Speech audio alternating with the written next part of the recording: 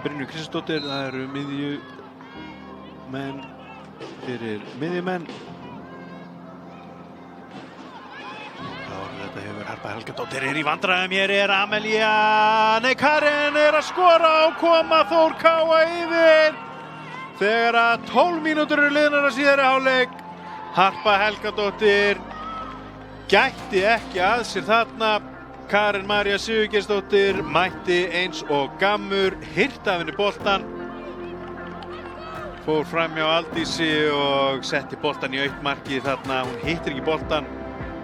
Virkilega vel gert. Arna mætti á svæðið þarna til að reyna að bjarga því sem bjarga varð, en allt kom fyrir ekki og Þór Káa leiðir